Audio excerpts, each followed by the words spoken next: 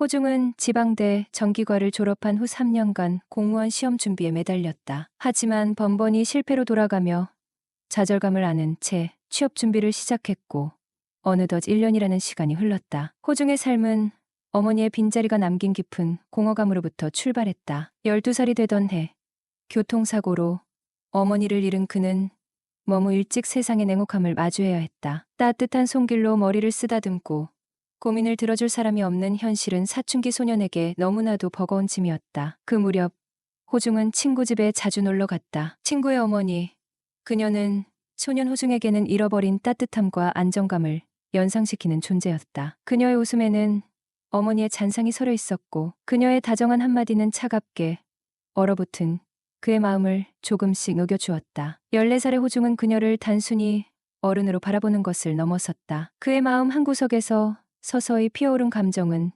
단순한 존경이나 우정이 아닌 연인에 대한 감정이었다. 대한 동경은 어머니에 대한 그리움과 맞물려 더욱 깊어졌고 이는 호중의 연애관을 형성하는 데 결정적인 영향을 미쳤다. 호중은 또래 친구들과 달리 연애를 쉽게 시작하지 못했다. 그는 사람을 좋아해도 다가가지 못했고 감정을 드러내는 데 서툴렀다. 친구들 사이에서 호중은 무슨 철벽남 같다는 농담이 나왔지만 사실 그는 쉽게 다가가지 못하는 자신이 답답하기만 했다. 어머니의 부재로 인해 애정을 주고받는 법을 배우지 못한 그는 사람들 사이에서 쉽게 거리감을 느끼곤 했다. 그러던 어느 날 29살이 된 호중은 자신의 인생에서 가장 특별한 기적을 마주하게 된다. 친구의 어머니, 사춘기 시절부터 그의 마음을 채웠던 그녀와 뜻밖에도 연인 관계로 발전하게 된 것이다.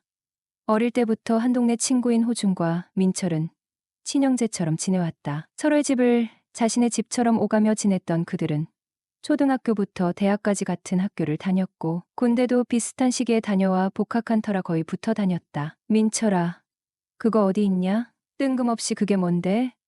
내 노트북. 얼마 전에 빌려갔잖아. 내 방에 있지. 민철에게 전화를 건 호중은 노트북이 민철의 집에 있다는 사실에 난감한 표정을 지었다. 야, 그럼 이따 우리 집에 좀 갖다 줘라. 내일 모레 시험이야. 안 돼.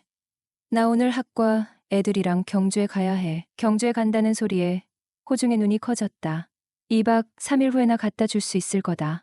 여보세요. 왜 대답이 없어? 그럼 지금 집에 누가 있냐? 몰라. 너도 알잖아. 낮에 집에 아무도 없는 거. 그래. 이따 밤에 가던지. 지금 가라. 나 1시간 후에 출발이라 움직일 수가 없어. 그래도 너 없는데 어떻게 가? 싱겁긴 언제 네가 그런 거 가렸냐? 비밀번호 알려줄 테니 그냥 들어가서 가져와. 그래. 그럼 지금 갔다 와야겠다. 일전에 밤에 니네 집에 갔다가 너희 마더에게 한 소리 들었잖아. 취업 준비도 안 한다고. 하긴 요즘 들어 우리 엄마가 잔소리가 심해졌더라. 아무래도 갱년기가 왔나 봐. 허허. 그래. 알았어. 전화를 내려놓은 호중은 방바닥을 서성이며 지금 갔다 올 것인지 아니면 밤에 갈 것인지를 생각하고 있었다. 어릴 때부터 한 동네에서 서로 한부모 밑에서 커온 터라 민철의 엄마는 호중에게 엄마와 같은 존재였다. 서로 누구의 자식이라고 생각하지 않고 야단을 치고 또 그렇게 하길 바라며 대해왔다. 그렇기에 호중 역시 민철의 엄마를 만나 좋은 소리를 듣지 못한다는 것을 잘 알기에 고민하고 있었다. 어떻게 하지? 괜히 밤에 갔다가 한 소리 들으면 에이, 지금 가자.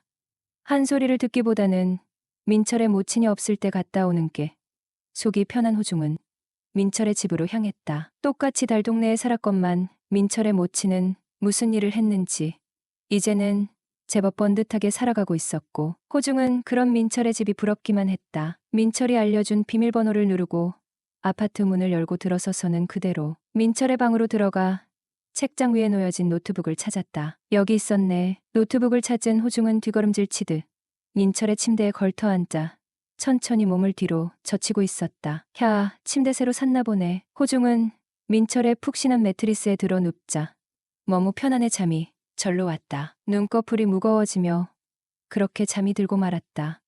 얼마나 잠들었을까. 창문 밖 하늘은 이미 검은 빛을 발하고 있었다. 에이, 지금 몇 시야? 나 참 내일 모레 시험인데. 후다닥 침대에서 일어난 호중은 옆구리에 노트북을 끼고 민철의 방을 나서다가 그만 숨이 멈추는 듯 했다. 아주머니, 발그레한 불에 개슴칠에 눈을 뜨는 민철의 엄마.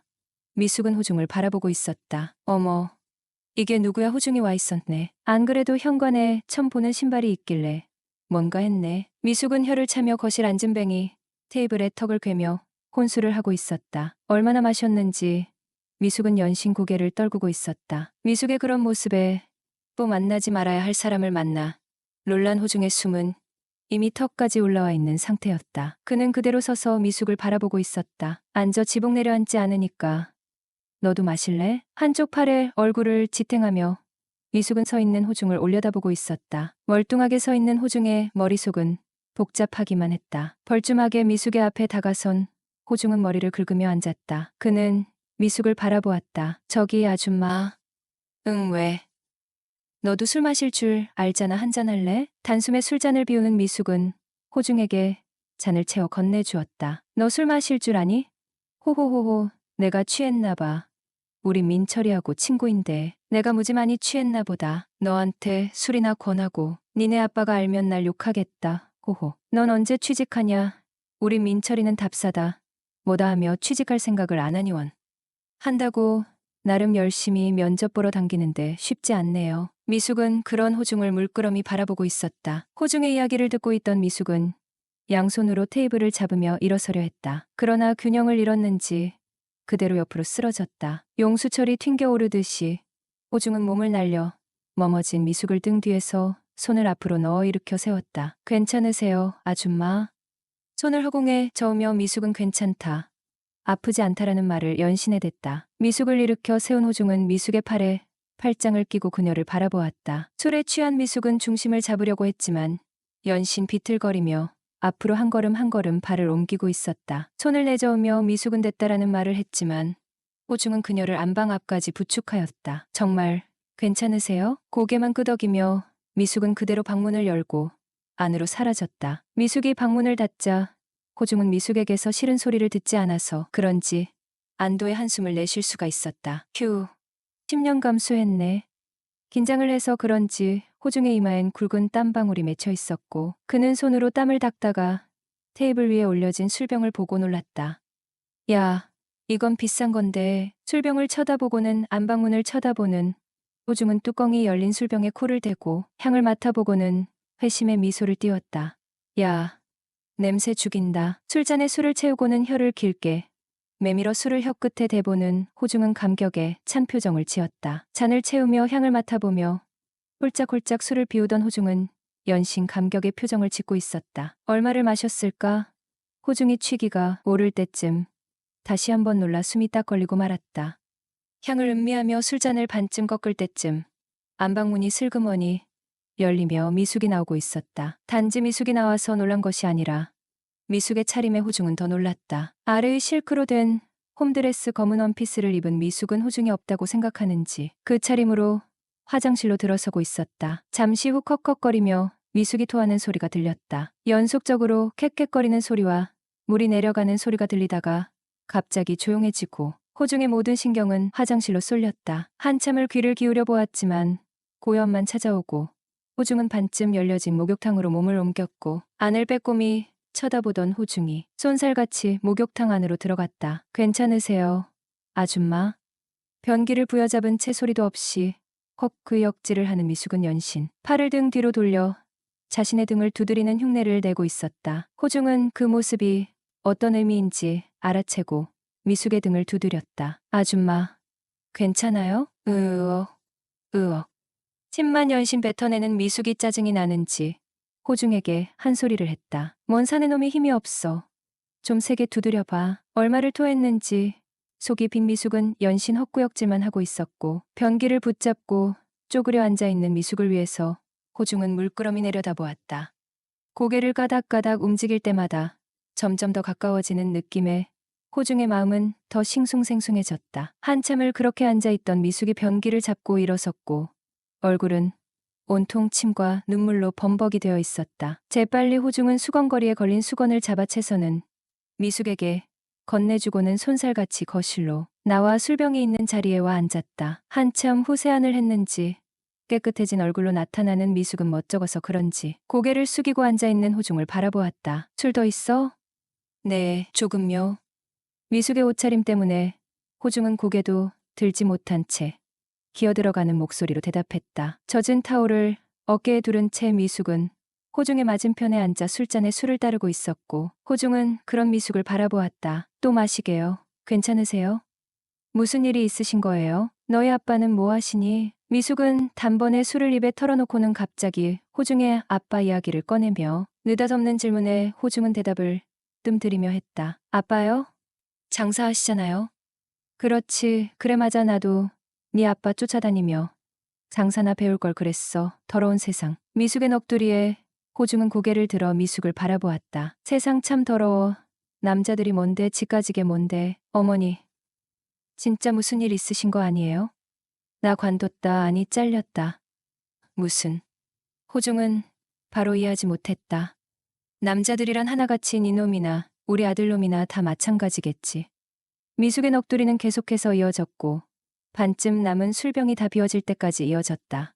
연신 혼잣말을 하며 술병을 비우던 미숙은 자리에서 일어서려다 옆으로 끼우뚱하며 주저앉았다. 역시 호중은 빠르게 미숙의 곁으로 다가가 쪼그려 앉으며 이숙을 등에서 껴안다시피 하며 들어 올려 세웠다. 이마에 진땀이 나며 겨우 미숙을 일으켜 세운 호중은 숨이 가빠오고 있었고 조금이라도 빨리 이 상황을 모면하고 싶다는 심정만 들었다. 몸을 늘어뜨린 채 축 늘어진 미숙을 도저히 안고 있다는 게 무리라고 생각한 호중은 몸을 돌려 질질 끌다시피 하며 미숙을 안방으로 끌고 갔다. 한참 실갱이가 끝나고 겨우겨우 침대에 반듯하게 눕힐 수 있었다. 가쁜 숨을 몰아쉬며 이마에 맺힌 땀을 훔친 호중은 그제서야 숨을 돌릴 수 있었고 환한 형광등, 불빛 아래에서 미숙에 누워있는 모습을 바라볼 수 있었다. 비록 친구의 엄마지만 중년 여인의 모습만이지만 호중의 발목을 잡기에는 충분한 모습이었다. 호중의 호흡이 가빠지며 갈까 말까 하는 주저함의 떨림이 손에 나타났다. 이러지도 저러지도 못하는 호중은 앉았다. 일어서기를 수차례 반복하며 가쁜 숨을 몰아쉬었다. 미숙의 얼굴 위에 손을 흔들어 보이더니 살짝 흔들어 깨워보았다. 아줌마, 저 이제 가요? 저 진짜 가요?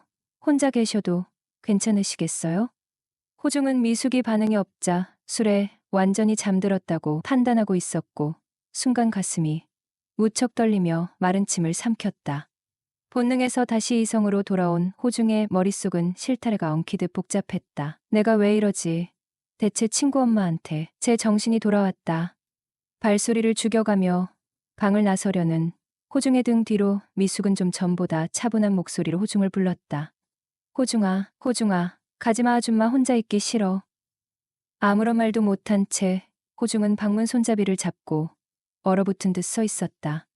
잠깐만, 이리 와서 앉아봐. 아줌마하고 이야기 좀 하자. 잡아당기듯 호중을 앉히는 미숙은 호중이 자신 앞에 앉자 크게 심호흡을 하며 호중을 바라보고 있었다.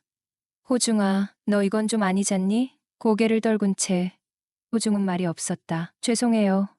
아주머니 저도 안 그러려고 했는데 돌아가신 엄마 생각이 나서 저도 모르게 그랬구나. 그래도 여자가 술에 떡이 되도록 취해 있다고 나쁜 생각하면 안 돼. 호중은 무의식적으로 사실 미숙이 무슨 이야기를 하는지 잘 들리지도 않고 있었다. 잠시라도 빨리 자리를 피하고 싶은 마음만 앞섰기에 미숙이 무슨 이야기를 어떻게 하는지 제대로 듣지 못한 채 고개만을 끄덕이고 있었다. 다시 두 사람 사이에 침묵이 흘렀고 그 조용함을 깬 건 미숙의 말 한마디였다. 너만 괜찮다면 아줌마랑 한번 만나볼래? 너 여자친구 생길 때까지만. 언뜻 미숙의 말을 이해하지 못한 호중은 시간이 흐르며 무슨 뜻인지 알고서 놀란 눈을 하고 고개를 들며 미숙을 바라보고 있었다. 아줌마, 빨리 결정해. 내 마음 바뀌기 전에. 호중은 순간 자신이 무슨 말을 해야 하는지 생각해보지만 아무런 생각이 나지 않고 있었다. 머릿속이 혼란스러웠다. 어머니라 부르던 미숙이었지만 지금 그녀는 전혀 다른 모습으로 그를 대하고 있었다. 아줌마, 정말 진심으로 얘기하시는 거예요? 미숙은 잠시 침묵하다가 조용히 입을 열었다. 나도 모르겠어, 호중아. 하지만 이 감정을 더 이상 억누르고 싶지 않아. 나도 요즘 참 힘들고 외로웠거든. 너도 나도 서로에게 솔직해질 필요가 있어. 호중은 복잡한 감정에 휩싸여 한숨을 쉬었다. 저도 아줌마를 좋아하지만 우리 사이가 이런 식으로 되는 게 맞는지 모르겠어요. 그래. 하지만 우린 이제 서로의 감정을 알아버렸잖아. 더 이상 거짓말하지 말자. 호중은 고개를 끄덕이며 미숙의 손을 꼭 잡았다. 호중과 미숙은 서로의 마음을 확인하고 한동안 침묵을 지켰다. 두 사람 모두 복잡한 감정에 휩싸여 있었다. 미숙이 먼저 입을 열었다. 호중아, 우리 이제 어떻게 해야 할까? 그녀의 목소리에는 약간의 떨림이 있었다. 호중은 깊은 숨을 내쉬며 답했다. 아줌마, 사실 저 수총각이에요. 미숙은 내가 수총각 고백에 빵 터져 깔깔대며 한참을 웃었다. 너 보면 왠지 그럴 것 같긴 하더라. 호중은 미숙의 손을 다시 한번 꼭 잡으며 말했다. 그럼 우리 이제부터 연인인 거죠? 미숙은 그의 눈을 바라보며 부드럽게 대답했다. 아니, 그냥 연인 아니고 조건 연인으로 지내자. 조건 연인이요? 응. 그래. 너 여친 생기기 전까지만 아무도 몰래 만나는 걸로. 전 좋아요. 그들은 서로를 바라보며 미소를 지었다. 내 나이 28살, 그녀는 50살. 흔치 않게 만나 더 흔치 않은 연애를 시작했다. 내가 먼저 고백했고 그녀는 고개를 끄덕였다. 그렇게 우린 6개월을 함께했다. 하지만 한 번의 큰 다툼이 모든 걸 흔들었다. 생각할 시간이 필요해. 그녀의 말에 나는 일주일을 기다렸다. 연락 한 통 없이 숨을 죽이며. 그리고 일주일 뒤 그녀는 돌아왔지만 손에 쥔 건 이별의 메시지였다. 그렇게 우리는 헤어졌다. 벌써 2주가 흘렀다. 하지만 나는 여전히 그녀를 떠올리며 하루를 버티고 있었다. 그런데 3주 만에 만난 그녀는 달랐다. 다 정리했어. 이제 다른 좋은 사람 만나. 그녀는 담담했다. 현실적인 연애를 해야 한다며 재혼할 사람을 만나야 하는데 너와는 그게 안 될 것 같아. 그리고 나이 차에 대한 죄책감이 그녀를 더 괴롭혔다고 했다. 나는 아무 말도 할 수 없었다. 아니, 할 말은 너무 많았는데 꺼낼 자신이 없었다. 그녀는 이미 결정을 내렸고 나는 그저 그 결정을 받아들일 사람일 뿐이었다. 어떻게 해야 할까? 포기해야 하는 걸까? 하지만 마음이란 게 이렇게 쉽게 접을 수 있는 게 아니라는 걸 나는 그녀를 통해 배웠다. 이별 앞에서의 나는 아직 그녀를 사랑하는 28살 청년일 뿐이었다. 그리고 그녀는 새로운 출발을 선택한 50살의 여자일 뿐이었다. 이제 나는 그녀의 선택을 존중할 차례일까? 아니면 아직도 내 마음을 믿어야 할까? 상대방의 행복을 존중하는 사랑이야말로 가장 성숙한 사랑입니다.